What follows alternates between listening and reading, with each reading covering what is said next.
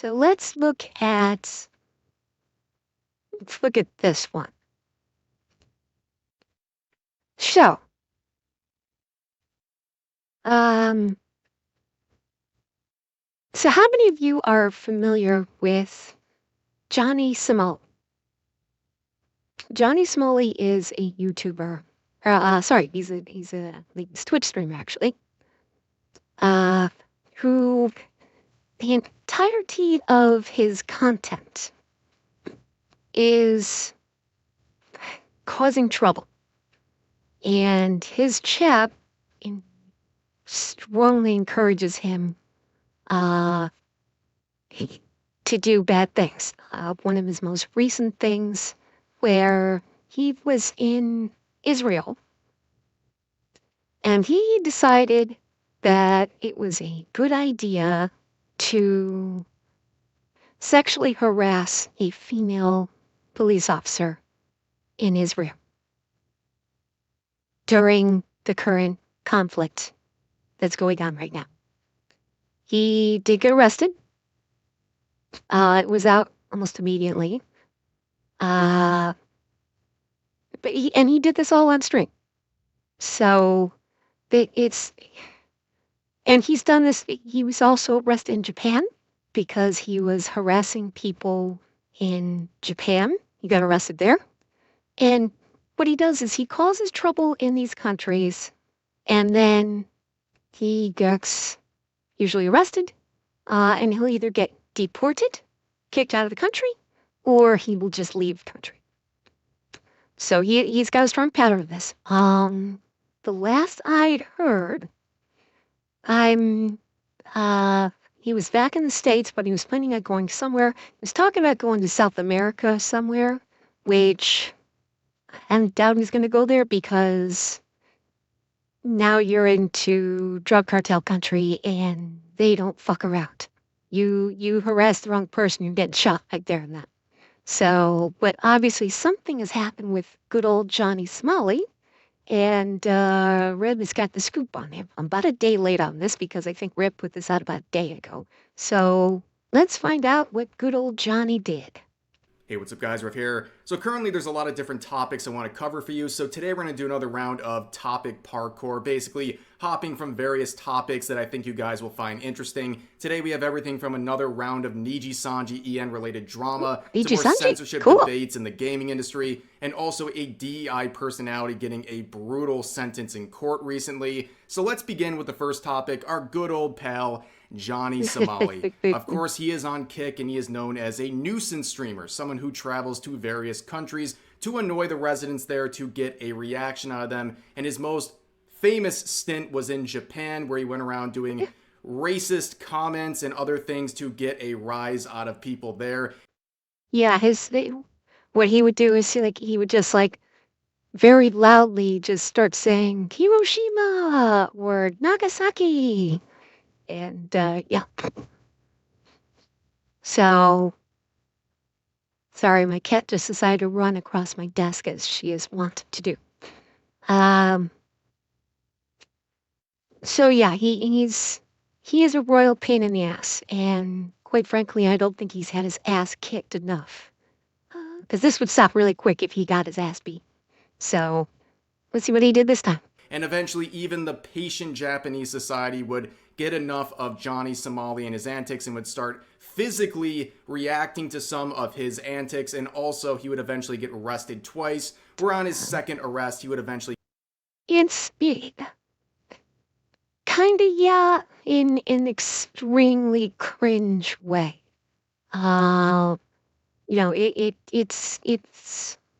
It's hilarious seeing him get his comeuppance.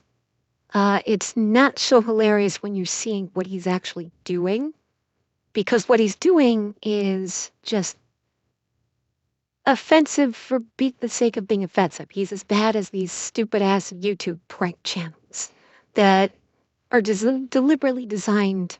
They do these pranks deliberately to try and piss people off for no reason because they think it's funny, and a certain subset of their viewership thinks it's funny. What happens to Johnny, that's funny. That's funny. get deported from Japan. Now, since then, he's been going around the world trying to find his new home and a new place to annoy people with. And of course, eventually he would find his next place, and he's been there for several months, and that place is Israel. Now, in April, This we is what I talked was about talking this about. clip where Johnny Somali got a taste of what it's like down in Israel, where he was making sexual gestures towards female law enforcement and eventually taunting other law enforcement, which ended up in this absolutely beautiful, a mosaic right here. This belongs in a museum. This is an image of Johnny Somali being carried away by Israeli law enforcement, literally cradling him like a baby. It was very funny, and he would be. Oh, and by the way, every time he got in trouble in these countries, first words out of his mouth is he's an American. He tried to pull the American card like that's some kind of get out of jail free card that he thinks he can pull every single time. Um, didn't work out too well for him, though, did it? It appears that he was held overnight, eventually released in the morning, but that has not stopped him. Johnny Somali has kept going, and he is going to find out even more that he is not welcome there in Israel. So recently, this clip has been going viral. It is a clip of Johnny Somali and his cameraman getting jumped and robbed in Israel. Now, he has been effing around extra hard, and he's really starting to find out because a lot of the locals there in Israel have had enough of him. And a lot of them apparently have some previous confrontations with him, and they're following him around everywhere he goes, and he is quite panicked. So let's play this clip right here. I don't want to talk to your girl. I don't want to talk to your girlfriend, nigga. In with the steel chair. So you see this guy right here with the bald head. He is going to be one of the main protagonists. He is going to confront Johnny Somali. Obviously, this guy doesn't speak a lot of English, but you'll get the general grievance he has with Mr. Somali here. Ain't nobody want to talk to your girlfriend. My friend. We're friends? Bro, what is this? Why do you have this? You snitch. What is this? He keeps calling him a snitch. You'll hear that over and over again. But if you didn't see right there, in his left hand, he has some sort of a stick or something. And obviously that Johnny's a little concerned at the moment. Bro, what is this thing? You're machine. Bro, back up. Bro, back this guy. Bro, relax. Back up. We're gonna have a problem or what? Why does he have this? We're gonna have a problem tonight or what? You know, I should have known. What's so funny is Johnny is so small compared to him. It's like the guy that was confronting him could pick him up and body slam him with like no effort. He was trying to act like he was hard, but you could hear in his voice. He was like, "Oh, I don't want to get my ass kicked. I don't want to get my ass kicked." He thought he was about to get his ass kicked, and he probably still will, but you could tell he was scared. Known this already, especially with the previous image we just looked at from his last confrontation in Israel. But for a guy who's so boisterous and acts so tough, Johnny Somali is a very small little man. Like, he is really tiny, and everywhere he goes in this video, he's just being dwarfed by everyone around him, which I think is quite ironic given his antics and his usual boastful personality. What? Back up from us. Back up from us. We're gonna make problems tonight or what? I want to ask you Bro, can we stop, bro? Oh boy, Why you snitch on We me? talked enough. Why you snitch Cause on you me? guys cut my where you head. snitch I at? don't give a fuck. Huh. Bro, we're done with So, if you're not hearing that right there, it sounds like we have some missing Johnny Somali lore here, but at some point previously, these two had a confrontation where it sounds like he hit Johnny Somali in the head, and Johnny Somali must have reported him to the authorities, and now he's being confronted by this individual who is calling him a snitch. It's over. Why you snitch on It's me? over. I don't give a fuck if it's over or not. Why you snitch on me, nigga? We're not starting this Why right you now. snitch We're not on starting me? this right now. I want to ask you We're not something. starting this right now. Snitch. It's funny for a Oh, guy boy. whose entire personality and Oh, that's a pack attack right there. Ooh, he's got 3 guys all surrounding him. Johnny's getting. This don't look too good for Johnny. involves face-to-face confrontations, he is so scared of face-to-face confrontations. The second he's pressed on anything, he is literally backing into a corner and saying, "Oh, stop. It's over. No, this is not how real life works, especially in a place where clearly Actually, I'm gonna be kind of blocking Rev here, but I don't want to block the video either. So let me just shift over here. A little too far. I don't want to block the video because I don't want you to miss anything. Okay, this should be good. Clearly, they have a lot less tolerance for people like Johnny Somali as opposed as they did in Japan, where they were way too nice to Johnny Somali for way too long, and eventually. Yeah, and that's the thing about Japan. Uh Japan really loves their traditions. Uh well, yeah, I think I have a suspicion is because my suspicion is Johnny was able to get away with this when he was probably more small time. He was probably able to, and this is a guess. Let me preface this. This is a guess. I don't follow Johnny Smalley, so I don't really know much about his history. I know about stuff that he's pulled recently, but that's about it. Uh, either he can't afford to, either he can't afford to hire a bodyguard because, let's be honest, he would need to have a bodyguard with him 24/7 with the amount of people he pisses off. Or with the incidents he's had in the past, he was able to get away with it without um, experiencing anyone attacking him. Um, and I don't know. Maybe he has in the past. Maybe he can't afford it. I don't know why he would go without a bodyguard. Uh, I've never looked into it. I'm sure he's got some kind of reason, but whatever that reason is, who knows? Um, but yeah, I mean, it's honestly shocking that he hasn't had his ass kicked more than if at all. And as far as Japan goes, I mean, Japan prides themselves on being traditional, and part of that tradition is politeness. People like to talk about how Canada is so polite. I would actually disagree with that myself. But with Japan, um, they are very steeped in tradition. It is a part of their society, and part of that is being polite. So it doesn't at all surprise me that Japan would be more polite than, say, Israel. People in Japan would they will just ignore him and walk away, or just not say a word to him and go get the local authorities like they did, and he'll be arrested. This is Israel. And not only is it a different culture, we are also talking about a nation that's currently in a major martial conflict. Now, why he would even go here in the first place to pull this bullshit is beyond me. My guess is he thought it would be a great farm for content. Um, That need just shows the level of intelligence we're working, obviously.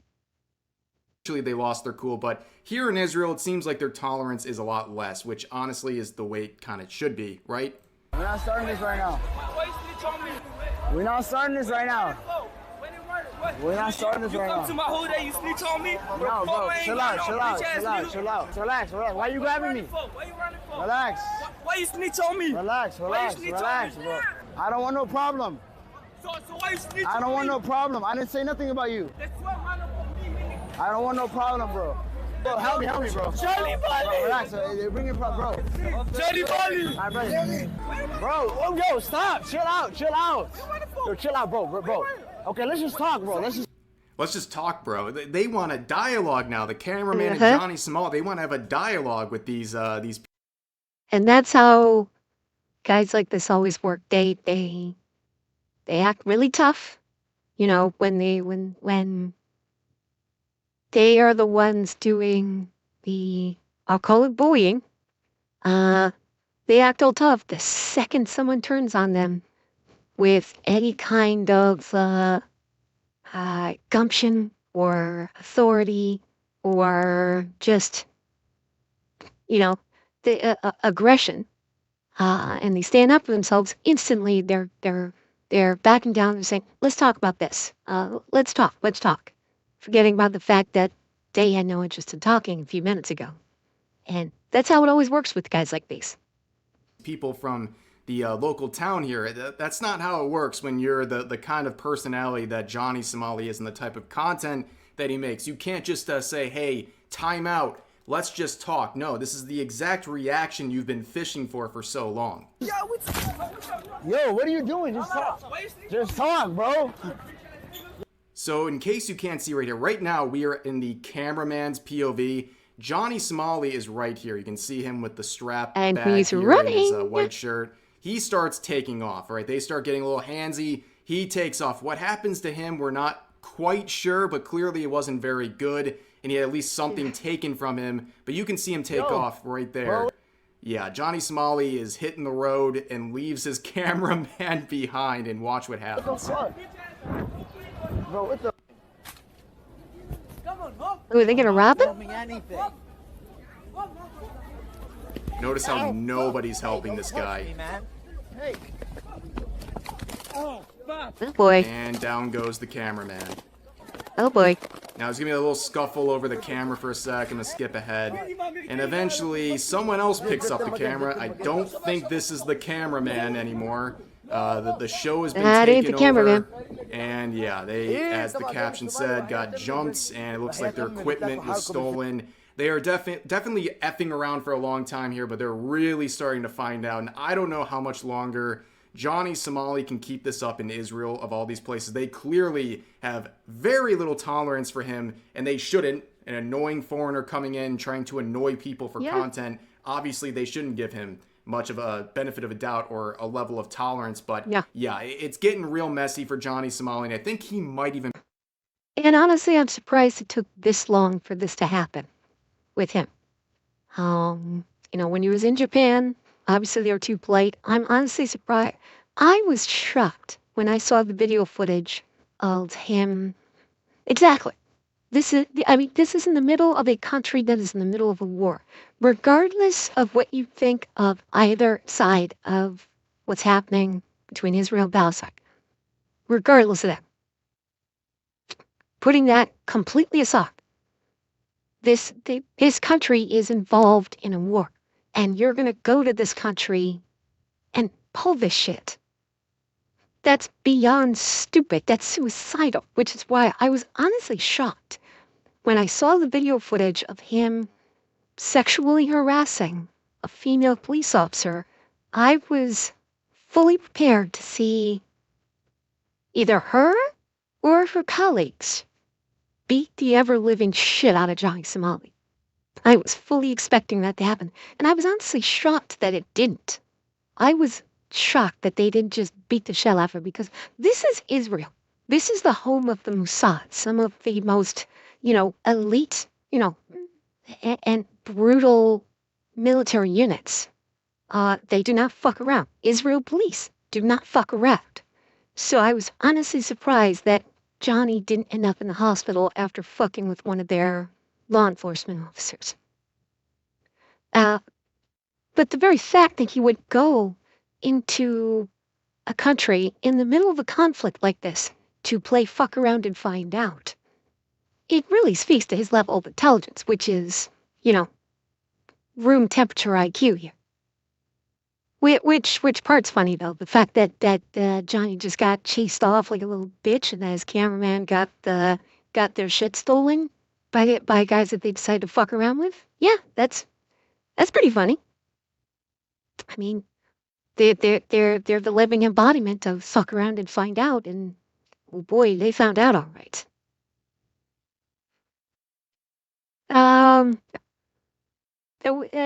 No. If you're saying that Johnny is autistic, no. I actually have a very, I have a very personal connection when it comes to autism. There's autism in my, excuse me. There is autism in my family. That's not autistic behavior. That is Zoomer behavior. That is the selfish, Everybody gets a trophy. I have to be first at everything. Everything has to be easy streak for me. Everyone should bow down to my wishes. Super behavior. He would actually, very likely, I'd say there's a chance he would probably be much nicer and much more behaved if he was autistic. Because, you know, it's it's no need to be sorry. For one, if you were worried that I was offended, I'm not. I wasn't. If it's sorry because there's you know autism in my family, no need to be sorry about that either. Uh, both within my family and outside of my family, the people that I know and have met that are autistic um, are particularly within my family, uh, are some of the sweetest, nicest, and most honest people you will ever meet. That's one thing about those. That's one thing I've learned with those that have autism, especially when they are on the moderate to severe end of the spectrum. Uh, Not only are they incredibly sweet people, they're very honest. Uh, they don't they don't lie. They just speak their mind, and it's a wonderful thing. If you ask them if they like something, they will tell you yes or no. No waffling about, no hedging one way or another. They'll tell you yes or no. Do You can ask them, do you want to go do this? They'll tell you flat out yes or no. They won't put on airs to make you feel better. They're you know, those individuals that I have personally met and encountered, they're very honest. In a very honest, not in a cruel kind of honesty kind of way, in a very just open and neutral kind of way. Like this is how I feel. Johnny Smiley, no, he is very much on the selfish side. He is a product of his generation and how his generation was raised, which is they should get everything, and if they don't get everything they want, then there's obviously something wrong with the world around them and them. And we're seeing the evidence of that when in his behavior. And when he gets confronted, he doesn't know what to do and he runs away. He gets confronted, all of a sudden he starts shutting down and he just has to run away and escape. He can't.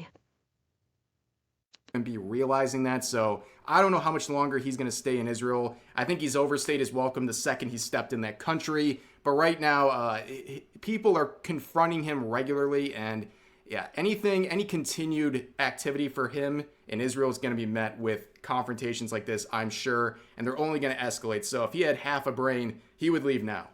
So moving on to the next topic of this video, we have another round of Niji Sanji EN related drama. I believe it's been like, 2, maybe 3 days since their last set of drama. But just before recording this video, they tweeted out this cryptic image here where people are guessing as to what this picture means. Personally, I think this is supposed to be a Yeah, unfortunately, you're right, because I guess he's got enough followers and enough people doing bits and donations and everything that it's profitable for him. So, unfortunately, because his audience love to see him get fucked up, they're willing to pay to see him either get fucked up or fuck with other people. Yeah, he is gonna continue with this type of content. It's like another streamer who was mentally disabled. I think I mentioned it before. His chat is on TikTok, I believe. Yeah, it was TikTok. He would live stream on TikTok. His chat, they were horrible. They were constantly egging him on to do, tricking him, lying to him, doing everything they could to make him miserable. And because he was mentally disabled, it was very easy for them to do. Granted, for him it wasn't profitable, but this is the one of the things that people need to be careful of with streaming like this. Um, for Johnny, it's profitable for him to make people miserable because people are literally paying him to do so. And so as long as people keep paying him to do it, yeah, it's going to keep happening, unfortunately. And he's not going to be the only one that's doing this because they're getting paid to do it. Cemetery Gate, because of how badly things have been doing with the EN branch recently. But a lot of other people think this is a gate welcoming in a new generation at Niji Sanji EN. And that's probably the case. And also, with that, man, I am not envious of any of the people in that new branch because they are going to be under so much scrutiny. They are entering this company, especially the EN branch, at an all-time low for them, not just in their revenue and their reports, but also their PR. It is a disaster right now, and they're going to be under a great microscope. Now, this doesn't take away from the fact that they definitely earned the right to be there. It's a big accomplishment to get into Niji Sanji En, but like I said, I'm not envious of the attention that they're going to get joining at this time. Now, a lot of people also point out something about this gate. It looks a little basic, like a little too basic. Yeah, as it turns out, it's a Photoshop of a free asset on the internet. This is like, normally, is this nitpicky to get upset about? I don't know. I feel like if you're announcing a new generation, this is a big, big event. This is a promotion for that. And this is also a big company. They couldn't literally just hire an artist to draw a gate. It's not like they'd have to sink a whole lot of money into an artist just to draw a simple two-dimensional picture of a gate. No. That big event, a new wave that'll hopefully save the downward projection of Niji Sanji En, and they can't even hire an artist for $20 to make some custom gate with the logo on it. That's all it would cost for something like that, and they couldn't even do that. They cut costs on literally everything, and it just, again, they seem to create controversy at every single turn. They can't even do this cryptic, simple post without messing it up. But moving on to the next topic, we've talked a lot about Assassin's Creed Shadows and all the drama surrounding that recently, but that's just one of many sets of gaming dramas so far this year, as this user points out. We have Tomb Raider Remaster here causing issues with the designs and censorship of this remaster, and also Stellar Blade, of course, in Hades 2. Now, of course, the Tomb Raider thing, I believe the devs walked back the changes. They made changes to the Tomb Raider Remastered, and I think they walked back those changes on that one, which was basically sexy Lara in a reclining position, and there were some sexy posters of her, and they removed those, and I think they've put them back, if I remember correctly. And you can see their comment here saying, crazy how 4 games created insane discourse, and we're not even halfway through the year. I'm just waiting for the inevitable Lollipop Chainsaw online arguments. You know it's going to happen. So, for those who aren't aware, Lollipop Chainsaw was a cult classic from just over a decade ago, and it's getting a remaster called Lollipop Chainsaw Repop. Now, this game is everything that the modern audiences would hate, okay? It is a scantily clad, curvy... Lollipop Chainsaw, that was a game that was unapologetically raunchy. The main character was a cheerleader in obviously a very skimpy cheerleader outfit. She was carrying around her boyfriend's decapitated head on her belt because he turned into a zombie, and she was running around with a chainsaw hacking up zombies at her school. And it was, I played it because it was voiced by the main character, Juliet, Juliet. She was voiced by Tara Strong. And if you don't know who Tara Strong is, she was the voice that took over for Arlene Sorkin as the voice of Harley Quinn from the Batman animated series back in the day. She took over in the voice for Harley Quinn, so she was the voice of Harley Quinn for a very long time. She was also the voice for Raven from Teen Titans. So she's done a lot more than that. She's a very prolific voice actor. And I like the game. I got the game specifically because she was doing the voice acting for Juliet as the lead character, and the game itself was fun. It was nothing special, nothing groundbreaking. Oh yeah, she's a lot of great stuff because she's a very good voice actor. Um, she's a great voice actor, and and the game was fun. The game was just a fun time. It was nothing. It wasn't long. It wasn't complicated. It was just it was a fun game. I'm guessing you could probably still. It's probably still available. I had it on PlayStation, so I imagine you could probably still get it on the PlayStation Store as a digital download. Um, it's a fun game. If it's cheap, uh, I'd say go for it. It's a fun game to play. It'll. I'd say the campaign probably ran about 6 hours, maybe. It's not a long campaign. You can get through it pretty quick. So if it's cheap, it'd be a, f- it'll make for a fun afternoon. It's a fun afternoon game, and it's a throwback to a time when devs made games because they were fun, not because they were trying to push something. Blonde cheerleader in a cheerleading outfit going around cutting people in half with a chainsaw. In fact, there is an achievement in the original game that you got for looking up her skirt. Okay? Sure. Nowadays, this would be treated like a literal war crime. All right? Now, the concern is, are they going to let this stuff continue into the remaster? Are they going to censor things? Well, someone finally read the room correctly. Seeing all the concerns and complaints about recent censorship of games, the staff said, "We, the original staff, have the same feelings about censorship as you do," obviously showing that they want to deliver a honest product that reflects the original game and does. Okay, one slight problem with this, however, and that is the problem I could see with this is the same thing was said by the devs from Stellar Blade. Stellar Blade said, "We're not going to censor anything."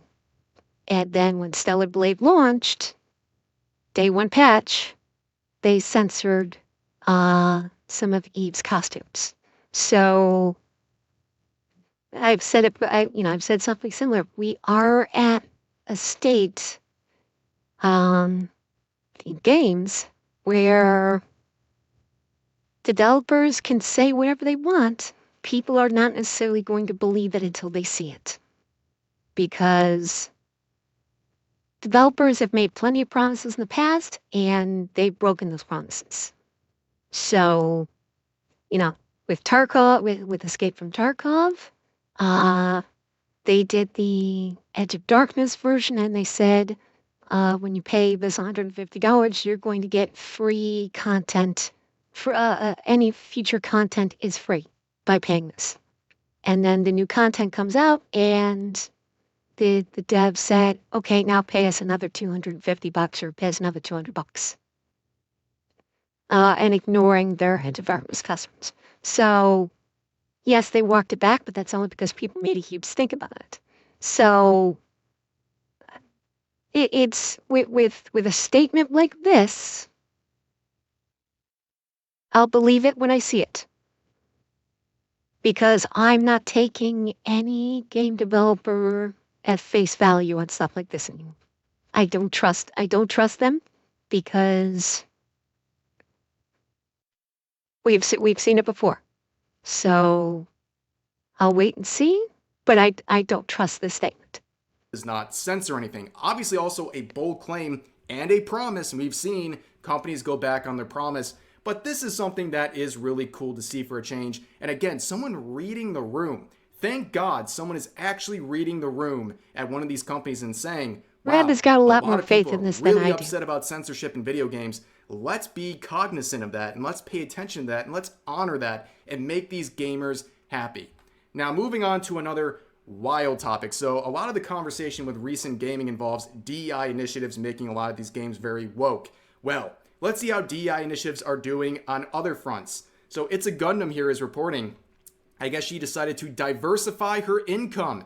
You see this title right here. Former Facebook and Nike diversity manager gets 5 years in prison for $5 million fraud. And this is a real story from a few days ago. Let's check it out. So here's one of the headlines saying a former diversity program manager at Facebook and Nike was sentenced to 5 years and 3 months in prison after pleading guilty to stealing over $5 million to finance her luxury lifestyle, the Department of Justice said earlier this week. Georgia resident Barbara Furlow Smiles created an elaborate scheme using fraudulent vendors, fake invoices, and cash kickbacks. Wow, this is 1 second, my kitty's bothering me. I gotta give her a quick treat. Be right back.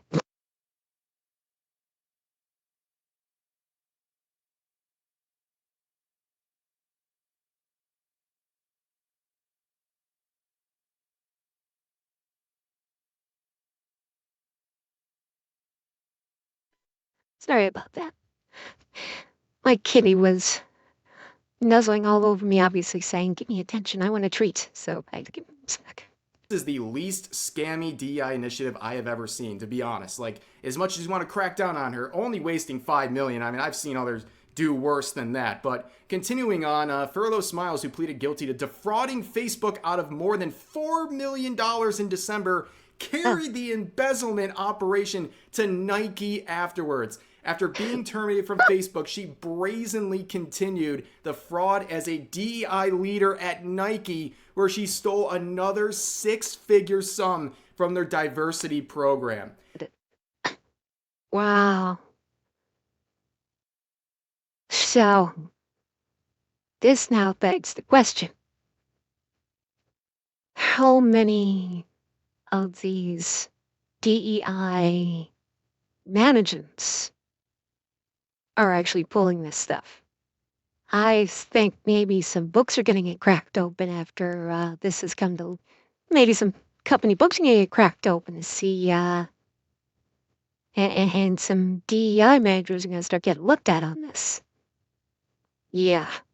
Literally, it's unbelievable, the nerve. She got caught defrauding $4 million and then went right over to Nike and said, "Could I have some more, please?" I mean, give her one thing, okay? She's persistent, okay? Nothing was going to stop the funding of her lifestyle. A true DEI initiative right there, but wow. 5+ years in prison, deserved, to say the least. And again, this is what these DEI initiatives are for. They're all just a giant scam. They're a giant money pit, and that's all they are. But moving on, I want to do one last little post to cover here. So obviously, like a lot of you guys, I grew up with SpongeBob, and there's been weird censorship with SpongeBob over the past couple of years, but here's the latest one. So SpongeBob is definitely not a show you'd expect to be censored/edited in modern times. However, in 2020, SpongeBob's tan color in Walking Small was changed from brown to orange on Amazon Prime. Patrick's tan in Sun Bleached remains unchanged. So apparently this is going to make people feel more safe and included, I guess, because this was apparently offensive to people. But this is not. He looks like a Cheeto now. Like, I don't understand. It's a very weird thing. It reminds me of the Panty Raid episode, if you remember that one. That one's been censored and removed and put back and then removed again many different times over. And people are saying, oh, it's teaching kids a bad lesson. Like, your kids shouldn't be so impressionable that they see that episode. And if you're allowing television and cartoons to be the thing to teach your children values, that's a you problem. That's not the television show's problem. And we're seeing this. There's so much of this going around, and it always aggravates me when parents try to blame a show for basically not raising their kids right for that. It makes me just want to reach, open a portal, reach my hand through to smack the show. Because it should be television that's raising your children. You need to be raising your children. That's why we're getting parents that are going ape on schools, because the schools, decide to punish them for bad behavior. and the parents scream up a storm saying, "Why are you punishing my child? You don't have the right to punish my child." These are the same people that just plunk their children down in front of the TV or stick an iPad in their hands for, 10 hours a day and don't raise their kids. That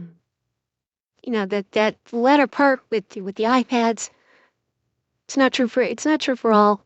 And I know there are circumstances with some kids when it comes to technology. Um, I'm I myself know of a couple where the use of the iPad has actually been beneficial.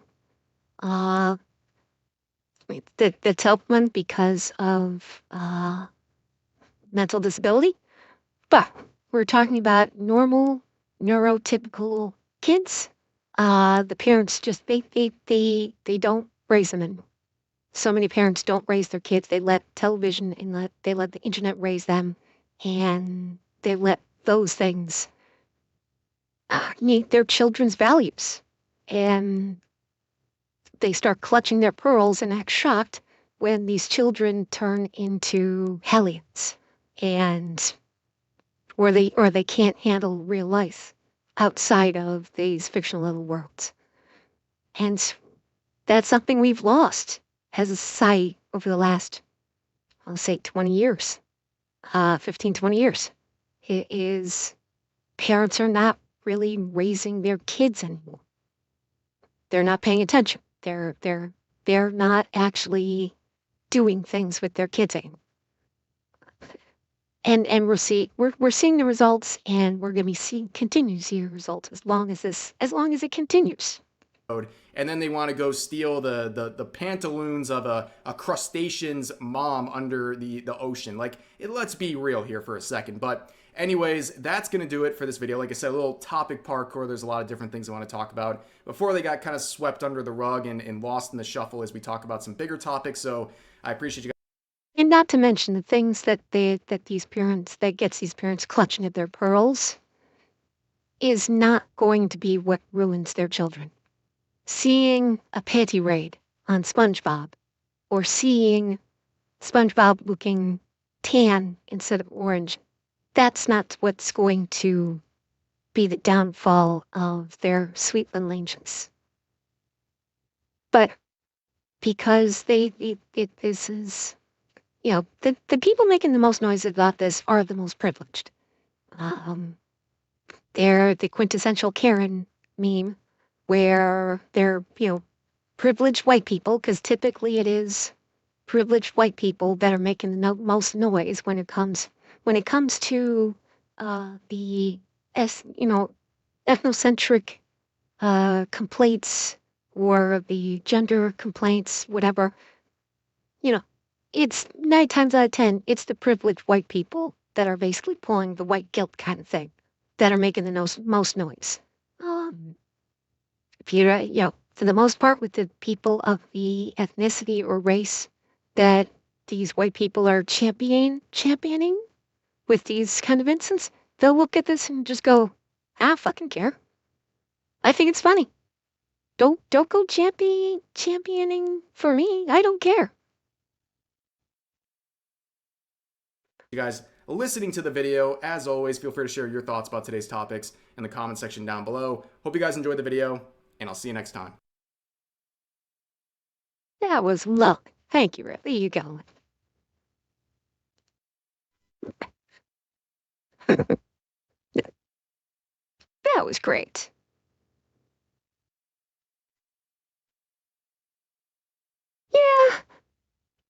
Yeah, that's one thing that I really notice is, when it comes to all these causes, it's not even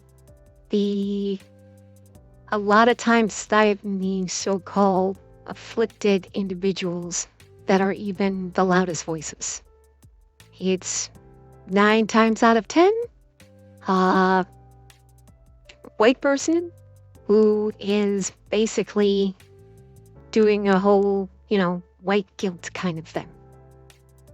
Um, and maybe, I don't know, maybe it's just for internet clout. I really don't know. I'm not going to try and pretend like I understand the inner machinations of these, white savior types. Because it honestly doesn't make any sense. Okay, Wagyu, it was, thanks for coming by again. I probably, if you're, just, I'm probably not going to be streaming again until Monday. So probably about the same time on Monday is the next time I'm going to be streaming. So please come on back, and I look forward to seeing you again.